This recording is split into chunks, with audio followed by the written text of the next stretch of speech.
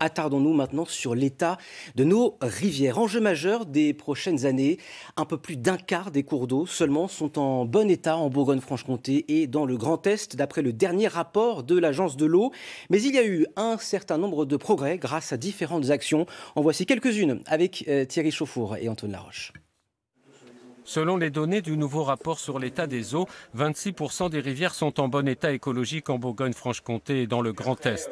Un chiffre qui a progressé de 2% ces dernières années, mais qui reste encore faible au regard de l'objectif national qui prévoit que 67% des rivières soient en bon état en 2027.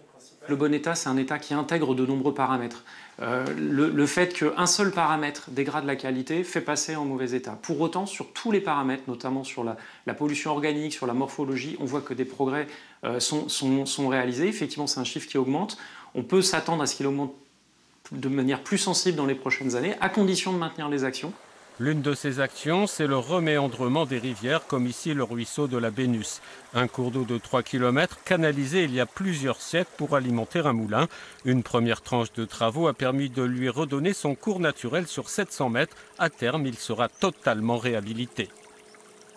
L'idée, ça a été de remettre un petit peu tout ce petit monde à sa bonne place, remettre les écoulements dans son fond de vallée, de manière à restructurer les écoulements et puis à redynamiser cette zone humide de manière à restaurer la ressource en eau et puis par voie de conséquence, cette fameuse biodiversité qui avait disparu.